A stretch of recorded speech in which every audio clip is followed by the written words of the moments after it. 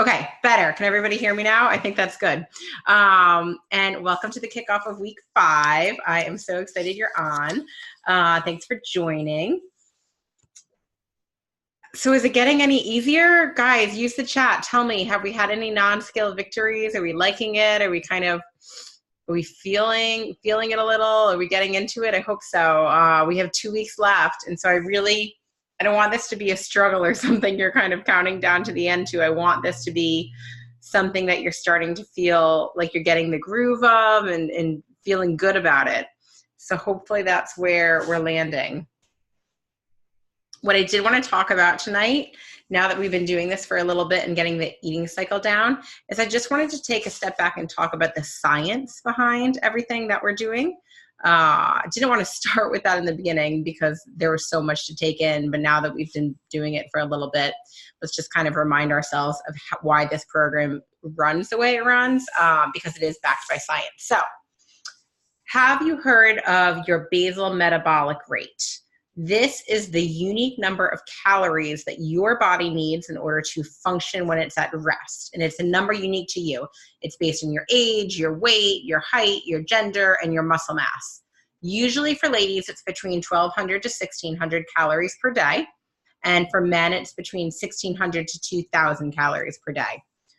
As a frame of reference, I am 5'2", so I am on the smaller end of females, but I do carry a decent amount of muscle, so my number is 1,400. I've gotten in-body scans before. They give you that number. If you have an in-body machine available to you, you can get on and figure out kind of what your body, how many calories a day is your body burning if you were just to wake up and stay in bed all day. So again, between 1,200 and 1,600 for the ladies, between 1,600 and 2,000 for the men. Now, obviously, you aren't going to stay in bed all day. You're moving all day. So adding to that basal metabolic rate are the calories you're burning through eating, because food has a thermal effect. Therefore, you're burning calories just by the act of breaking down and digesting food. All the movement you get throughout the day in general, plus any exercise that you add on top of it. That is the additional calories your body's burning for a day to get you to that total calories burned per day. So what does this mean? This means about 70% of the calories your body's going to burn each day is based on your body, that basal metabolic rate. Only about 10% is actually with what you're burning through exercise. So that's why they say you can't out-exercise a bad diet, because that's only the 10% of what you're burning each day. You really have to get that basal metabolic rate functioning correctly. So how do you do that? And how you do that is to have a healthy metabolism and to have some lean muscle mass. So society has conditioned us for so long. If you want to lose weight, cut calories. If you want to lose the weight, cut calories. There's even this, I don't know if you've seen it. It's like women eat 1,200 calories a day to lose weight. That is crazy. That is on like the lowest low of somebody's basal metabolic rate to eat 1,200 calories a day. Yes, you need a deficit, but that is way too extreme. So you would lose weight at first, but then your weight loss would stall because you'd be damaging your metabolism by doing that, and your body would go into starvation mode, and your metabolism slows down, it adapts, and that's called metabolic adaptation. So that's why we are so focused on nutrition here, because the nutrition and your calories are your fuel. It is unrealistic and damaging to your body to be so restrictive on your calories. So don't think if you weigh under eat on a day, you're winning, because that's not actually the case. You're not giving your body the fuel that it needs to thrive. It's not going to work. It will shut down on you. It's like running a car on fumes. Eventually, it's not going to run. You need to fully fuel the gas tank. In addition, for the ladies, on top of wrecking your metabolism, restricting your calories will also mess up your hormone balance. That also needs an optimal number of calories to stay in balance and thrive. So weight loss is science. So it really should be easy at the end of the day. You need to follow a plan that gives you a reasonable calorie deficit. So something above your basal metabolic rate and something below the total number of calories that you're burning a day. So in the past few weeks, if losing weight has not been easy for you, or if it's not happening, then there are two things going on. The first is you may not be being consistent with the total macrograms that add up to your total calories, those goals that we set at the beginning of the program for you. If you're not being consistent, then you're not hitting that reasonable calorie deficit number that we set up. Secondly, if it's not working, then you might have started this program with a messed up metabolism or an imbalanced hormones. If that's the case, then it's going to take longer for your body to repair itself. There's work that has to be done in order for your metabolism and your hormones to become balanced in order to work for you. So this Fast Away lifestyle that we are following is working on balancing out your hormones and getting your metabolism running with that reasonable calorie deficit that I talked about. And it's all based on specific goals in the inputs that we set up at the beginning. You guys are working so hard in the kitchen, in the gym, at the home, at work. So you need to be fueling your body in order to reach your goals and recognize all that hard work that you're doing. This plan is really sustainable. I've said it from day one. This is not a quick fix. This is not a shake, pills, and gimmicks. This is a lifestyle. And the number one thing that you need to be consistent on are your macrograms, which therefore add up to your total calories. Just like you don't want to go too low on your calories for the reasons I just said, you also obviously don't want to go over your total calories, because again, if you then go over your total calories burned per day, that's going to cause weight gain too. So we really want to stop the yo-yo diet of overeating, undereating, overeating, undereating. That's doing havoc on your metabolism, and you just want to be consistent. So at the end of the day, when you're like intermittent fasting, carb cycling, macro counting, and all of the strategies we're implementing, remember at the end of the day, the most important thing is to be consistent with your macrograms, which add up to your total calories. That is the most important thing. Macros are scientific, it works, and they're flexible. On Saturdays, you're learning how to add a treat in, but work it into your macros. You're not indulging to overeat and cause your body to gain fat. You're learning how to work your treats into your macros, and that's why this ends up being a sustainable plan. That is a skill set that you can take from this program and then learn how to have indulgences, but still be consistent with your macros such that you're not doing that yo-yo dieting pattern that will wreak havoc on your metabolism. The goal of this program is to get your body to be a fat burning machine. And in order to do that, consistency is number one. Number two is the quality of food and the micronutrients. That's why some people who do the Whole30 or clean eating, they don't get results because they didn't focus on step number one, which was the consistency of the macros. That's most important. The quality of your food and the micronutrients is actually priority number two.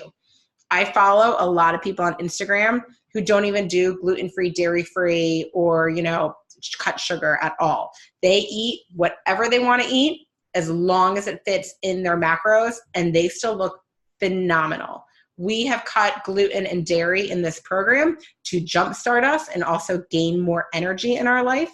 But post the program, if you want to add some gluten back in here or there and determine that it doesn't pull on your energy levels and that you're okay with it, great. But learn how to fit it into your macros. So that's just something I want you to take away from this program. Number one, I'll say it again, macros and consistency with them. Hence, it's adding up to the total calories and you're giving your body that consistent fuel level. Number two is the quality of foods and the micronutrients. So far, being in this program 5 weeks, your metabolism is slowly adapting to what we are doing. So you've been tracking your food consistently, you've been adhering to the macros. So any bad metabolic adaptation or messed up metabolism or hormones you might have had when you started, that is what we have been fixing over the past 5 weeks. That is what will begin to give you results.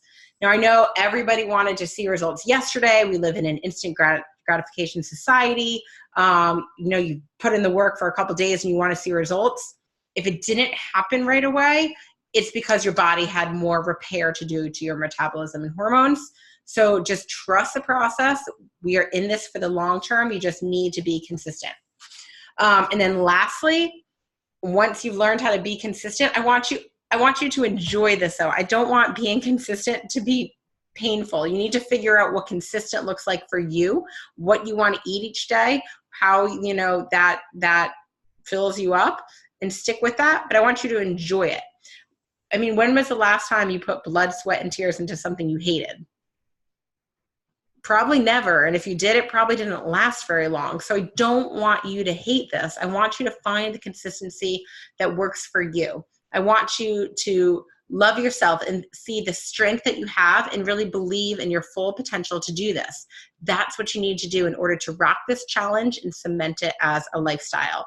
You're going to own the game then. You're going to come out bigger, better, faster, stronger, leaner, and more confident than you were before. So I really want you to find that strength inside of you to do this for you the way you want to do it. I mean, if you need help in getting there and getting your mindset, every morning when you wake up, write down 3 things that you love about yourself so that you start to believe them over time. Self-love and mindset is hard, but they go hand in hand with reaching your goals. So don't listen to any negative stories you tell yourself. Don't say, oh, I had a bad day yesterday, and have that weigh down on you the next day. Don't do it. Just shift your mindset in the way you view yourself and track your wins. That's where the hard work comes in. And if you value your strengths and you have that bulletproof mindset and you're full of drive and passion and the love that it takes to better yourself, then that is when you will reach your wellness goals. So that was kind of my backing on science and also my encouragement, because if there's anything I want you to take away from this program, it is to be consistent in your macros and your total calories and stop that havoc of yo-yo dieting, of overeating one day, undereating the next, and all of that. It is not good for your body. So that really is my key takeaway from this. And if you look at those goals we set up at the beginning, if you are somebody that put a weight loss in your MyFitnessPal to create that reasonable calorie deficit, once you hit your maintenance, you actually should be increasing your calories back up, take away that weight loss such that you're in maintenance mode. So you should be eating more as you move on in life. I don't want to see the pattern of eating less and less and less to achieve goals. I want you to be eating more and have your metabolism optimally running so you have the best basal metabolic rate you can, and that you are a fat burning machine. That is kind of the goal and where we're heading for. So you guys are doing great. I love it. So I just wanted to mention a few things, and then I do have the Q&A that we'll go into. So somebody did have this question too. They saw that in week 5, there is a 24-hour fast. This might be news to some of you if you haven't been looking at the program guide in the portal. This is optional. It is recommended more strongly if you are in round 2, now that you understand what you're doing, and you really want to push yourself, and it's kind of that next lever you can push, especially if you have weight loss goals you want to achieve. On Thursday of week 5, it's a 24-hour fast. If you are new to macro counting, new to intermittent fasting, doing the beginner workouts, and this is all kind of a lifestyle change that you're implementing, it is not recommended that you do the 24-hour fast. And so I want you to think about it. If there's anybody in the group that is like, oh my gosh, I've been loving everything we're doing, I want to do more, let me know. And let's do the 24-hour fast. I'm happy to do it with anybody who wants to do it. But if you guys just heard that and are like, hell no, she's crazy, don't even think about doing the 24-hour fast. Because honestly, a 24-hour fast is more mental than it is like strength and stamina and things of that nature. I've done them before. I actually, when I first learned about intermittent fasting, I'm getting a lot of you crazies. People can see that. Oh, and full day fast and Valentine's Day. Yeah, sorry. That's just how it fell. Who knew? When I first learned about intermittent fasting, I actually was not introduced to the 16-8 protocol. I had done intermittent fasting before I was introduced to the faster way. I was introduced to doing a once a week, 24-hour fast. So that was my introduction to intermittent fasting. And the very first time I tried, it was like 16 hours I made it, and then 18 hours I made it. And I eventually did make it 24 hours, but you don't get a t-shirt for it. There's nothing that great. I mean, I'm happy to do one, but I don't feel the need. You are all getting the benefits of intermittent fasting doing a 16-8 protocol that you don't really need to do the 24-hour protocol. The only additional benefits you will get are pretty much the same ones of the 16-8, maintaining your muscle mass, decreasing your glucose levels, decreasing your insulin levels, increased insulin sensitivity, accelerated fat loss. That's why it's a big one if you maybe do have some weight to lose from that standpoint, reduced inflammation, and additional cell repair and healing. All of those benefits I just said from the 24-hour fast are the same benefits you're getting from the 16-8. So again, if anybody is loving the fasting and is like into fasting and wants to do the 24-hour fast, let me know. I'll do it with you. If anybody's not going to do it, I'm not going to do it by myself. Like I said, I don't really feel the need to. So just let me know, because I don't want to do write-ups about, hey, we're all doing a 24-hour fast and talking about it if nobody's really doing it. So think about it. Maybe on the post tomorrow or Wednesday, I'll ask anybody to respond if they want to do the 24-hour fast, just so I know how to coach you and work through it and hold your hand through it and be there to support you from that standpoint. So 24-hour fast. And again, we went over this last time, but just quick plug again on next steps. My next round, as I told you all, is in 2 weeks, starting Monday, February 25th. It is common for people to do a second round, especially if a lot of this was new to you. There is a different portal you log into with different workouts for returning clients, but that only happens once. After the second round, there is no third portal or third workout round unless you move on to the VIP group, which is a monthly program Amanda does. It's not something I do. So think about it. There's many different ways you can do the second round. If you are still figuring out how to submit this as a lifestyle but don't want to end up tracking every day food-wise, maybe you want to do the second round and track Monday, Wednesday, Friday and play around with that and see how it goes. And just try some techniques of how you're transitioning plan to lifestyle. Or maybe you love this and love the accountability and just want to keep going for another 6 weeks to learn and educate from your food choices. There's just different ways to kind of play it out from there. So let me know. And again, if you have any friends that want to do it, we do give affiliate commission from that standpoint. So would love word of mouth. Oh, that reminds me. John's not home right now, but he's watching via video. But look what I got him. Oops, that's the back. Whoa. They have men's Faster Way shirts. So I'm doing this as the affiliate plug because guess what John's going to wear to his gym? Whoa, that's right. Whoa. So if anybody wants to rep a shirt, they only have men's right now. The lady shirts, I'm not a fan of. They say something between a juice cleanse and a donut, and they're bright pink. It's not really my style. But for any of the guys in the group, if you want to wear a shirt around town, I'm happy to give you a shirt. So let me know. Yes, John, that your Valentine's gift. Perfect. I knew I needed something. Yep, that could be it. Oh, and the cost of the second round is $140. So it's not the $199 again. It's still the same 7 weeks, same duration, but as a returning client, the cost is $140. And again, you would sign up for that through my coach link. I can resend it out too, from that standpoint. I say it a lot, I know. Okay, all right, going into Q&A. I had a couple questions and I'm gonna scroll back up because some came up in the chat too. So one question. When you suggest the macro goals for the regular macro and low carb days, you give them in a range. As all this is new to me, I need exact numbers as I don't know which numbers to use in the range. I changed the percentages for low carb days and back on Wednesday, but I'm always guessing. Okay. I don't want to be confusing, so I'm going to be clear. You should all be using a set number that is the exact same number for regular macro day all the time. You shouldn't be changing your regular macro number ever, your goals. And then your low carb should be the same protein grams as that regular macro, plus net 50 carbs, and then healthy fats to make up the balance to either eat until you're satisfied or until you hit your total calorie goal.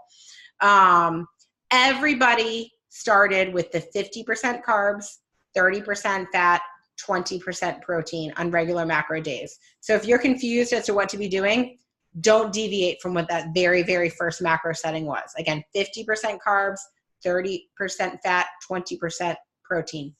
Don't change it. That's what you always should be using on a regular macro day. There are two reasons why I gave the range, though, just so you know. One was just to emphasize that if you were struggling to hit your numbers, that it was okay if you went over in protein, but not okay to go over in carbs or fat. And it's okay if you were to go under on carbs, but not to go under on protein or fat. So it's just because it's so hard to hit them exact. I was just trying to give you a little guidance as to what macros had the little bit of flexibility in there. But if that's too confusing to think about flexibility and you just want to shoot for one number, ignore the flexibility in the range and just stick to that 50%, 30%, 20%.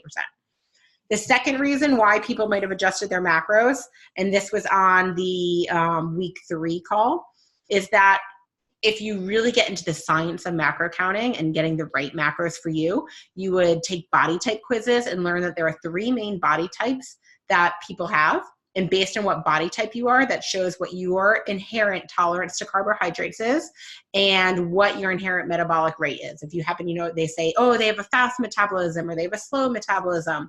People actually have an inherent metabolic rate. So if you look at what macro suggestions are for the 3 different body types, they typically average kind of close to the 50-30-20, but there is the body type that is not as tolerant to carbs, and that's when they may want the 40-30-30 mix. So on week 3, I was saying, hey, if you notice you love low carb, you're struggling to get your carbs in, you feel sluggish hitting 50% carbs, you may have one of those body types that doesn't have a high tolerance to carbs and is better at the 40-30-30. So there were a few people that decided to switch at week 3 because of that, which also then falls into the opposite ends of the range I was giving. So they were doing that. Now, macros is not something you want to be changing around week to week from that. You just really want to stick with what you have been doing. Go back to rule number 1, be consistent. Be consistent for about 6 weeks, and then you can determine if you think you should macro adjust or not. It takes your body a long time to adapt. It takes your metabolism a while to adapt, and you really want to feel it out. You won't get a good feel for it if you're constantly changing your macro goals around. Okay, explain macros for low carb day again. So macros for low carb day again, you want to hit your protein grams. So your protein grams is not going to change at the 20%. So if you set up at that 50, 30, 20, 20% was protein, you're going to stick to that 20% gram number. So if you're eating for whole numbers, if you're eating 100 grams of protein on a regular macro day, you're eating 100 grams of protein on a low carb day. So protein, you're sticking with your protein. You then want net 50 carbs. So that's your total carbs less your fiber. It's that quick little calculation you have to do from your nutrients tab. You then are eating your fats up to you feel full for the day or you hit your total calorie numbers. If you really want to update your percentages, it's impossible to update them to be exactly net 50, but it's going to be roughly 15% carbs, the 20% protein again, 60% fat. I can email this all out or do it on a daily post if this is definitely something that you want to see written down, because this is what's important. If number 1 was being consistent on your macros, I want everybody to be clear on what their macros are and why, and ask the same question 3 times if you need to. Because I'm not trying to be confusing, but there are just those slight variations that some people do based on their inherent body type. And that's kind of like the next level of macro counting that you'll get to, and something we could even work on if you do a round 2 to really figure out what are the perfect macros for your body type. We all start at the 50, 30, 20 because it's new to a lot of us, and that is the best starting point for the average person. And so those are kind of the macros. Explain macro, that adds up to 95. Then I didn't do the math right in my head. 15 and 20 is 35 and 65. Did I say, isn't that 100? Yes, it is. Maybe I said 60 then. But 15% carbs, your 20 protein, and then 65% fat. And that will get you in the ballpark. But that's just the other way to look at it versus the 20% protein, net 50 carbs, balance of fat. Again, I can write it all out if it's easier to see.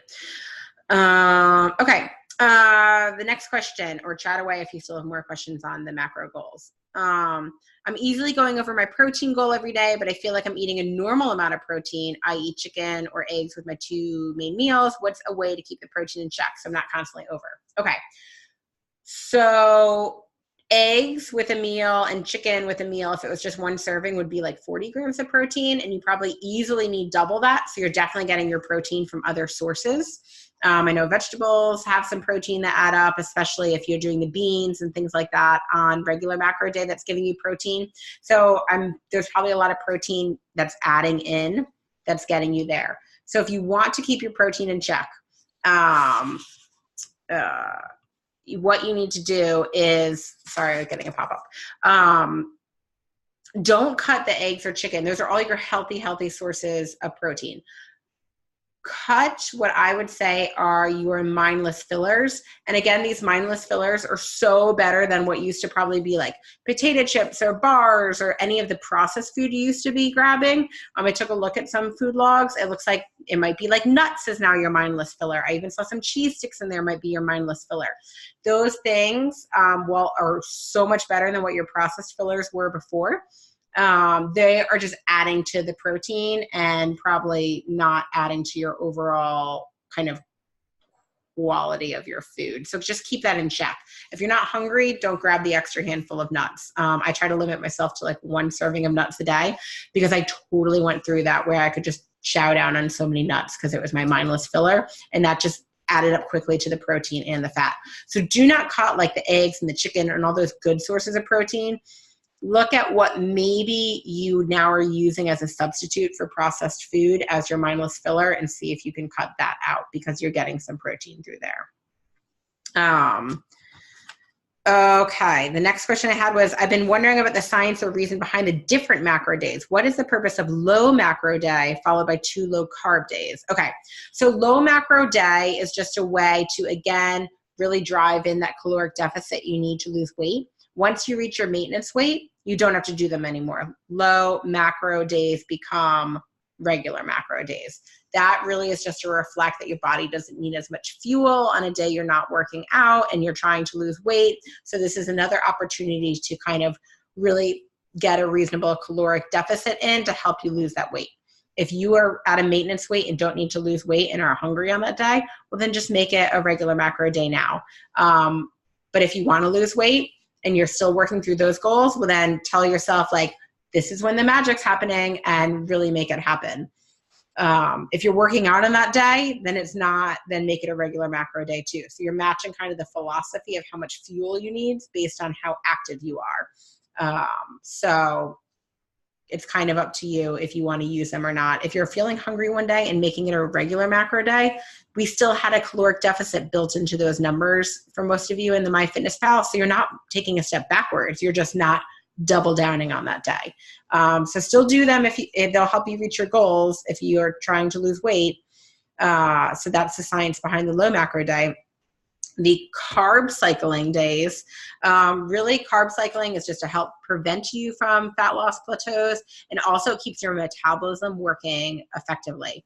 It's helping you become that fat burner instead of a sugar burner and really accessing those fat stores that you otherwise couldn't because your body would be constantly processing carbohydrates and sugar. And so those low carb days are great. And frankly, I love them because of the variety of food. It's hard some days keeping your fat levels at 30%. There are days you might want, peanut butter on something, or I, made some dessert tonight with coconut oil and pecans, and it's like, bring on the fat. I like it from a variety standpoint too. So there's lots of good reasons for carb cycling. Next question. I'm still feeling great on this plan and loving it and want to stick with it. I find it pretty time consuming though, in terms of trying to figure out what to eat every day, especially dinners. Finding the time's a struggle. If I knew had a combination, it would make life a lot easier. I can probably try to put something together, but really the purpose of this is for you to educate yourself on what is in food and to know. So my high level guidance is for dinners, on regular macro days, you want to be having a lean protein with your vegetable and your carbohydrate source on your plate. And on the low carb days, that's when you want your fatty protein and double vegetables on your plate, cooked in some sort of oil to add the fat. So I save my chicken thighs, my sausage, my 80-20, 80 ground beef. I save a salmon. I save my fatty protein for the low carb days, and I save my lean protein, ground turkey, 93.7 ground beef, shrimp, other white fish. I save all of that leaner protein for my regular macro days. So that's how I think about my protein. And then from a side standpoint, I always have a healthy carb on the side for dinner, sweet potatoes, butternut squash, beans, etc. on a regular macro day, plus a vegetable. And then on a low carb day, I just have double vegetables. I had spaghetti squash tonight. I love spaghetti squash. I think it's great. And it is probably a more voluminous, low carb vegetable that you can get in there. So really try to educate yourself. Keep it simple. If you're trying to make overly complicated dinners from the beginning, you're getting lost in calculations and not focusing on how to learn what is in the foods you're eating and really gain an education from it. So my advice would be to keep it simple and then pair up that protein type with a carb if it's applicable, or a double veggie if it's applicable, depending on the day, and just try that simple approach this week and take it from there. And then you can, once you get the basics down, that's when you can then kind of make your dinners fancy. I think there was a question that I missed up above, if I can scroll up on this. And then, when should we revisit our macrograms? Do you have tested any other apps for macros? Do you think MyFitnessPal is pretty accurate for the average person? Also, you previously mentioned you did 2 rounds of the program when you started. What was the biggest benefit you saw from the second round? Okay, so I have messed around with a lot of different macro apps, and even for a couple of you in the beginning when I wasn't sure what MyFitnessPal spit out, I used a couple of other ones to make sure they were in the ballpark, and a couple of people we did modify based on that, and kind of I took a weighted average of 3. There's also a really cool site where you take a body type quiz, especially for the ladies, and you figure out which of those 3 body types you have. And then it tells you what the mix should be. So I like to use a different couple of online calculators to get that weighted average of what my total calories should be. And then I kind of do the body type quiz and do a lot of research there to figure out what should my personal then mix of macros be within that calorie count. So yes, I definitely test it out. I don't rely solely on MyFitnessPal personally. But MyFitnessPal is usually pretty close, especially for the average height, weight individual for the gender. Sometimes I feel like for me, I thought it was on the low end and I needed more calories than it said because I was short and I fall on the lower end of the average spectrum and I carry a lot of muscle. MyFitnessPal doesn't take the muscle into consideration either. So if you carry a lot of muscle, it might not know that either. But if you do round 2, I'm happy to, or even at the end of this round, if you're curious, I can send you the other websites I use and you can run your stats and figure it out. I mean, I geek out over this stuff. Even a couple weeks ago, I'm redoing my numbers. I'm I feel hungry. Should I be increasing? So every so often I run them again and check them out. What was the biggest benefit you saw from round 2? So for me personally, the biggest benefit was committing to it as a lifestyle. And our message is actually going to end in a minute. I didn't do them back to back. I actually did the keto in between. And that's when I went to the extreme. And then I realized that of everything I've done, the paleo, the Whole30, the keto, everything I've tried, plus this, plus Faster Way was the answer for me in the sustainable lifestyle. So round 2 for me cemented it as a lifestyle. It made me realize this is what I want to do and that I love it. But I did try other things kind of in between, and then it came up as the best one for me. 2 new messages. So that's helpful. You answered question 1. Oh, please and thank you. Okay, cool. Well, that was all I had for tonight, guys. Thanks so much for joining. You guys have been great. I'm so inspired by all of you. You're doing wonderful and amazing, and it's been a pleasure to coach you all. So keep up the great work, and I'll see you in our Facebook group. Have a good night, everybody.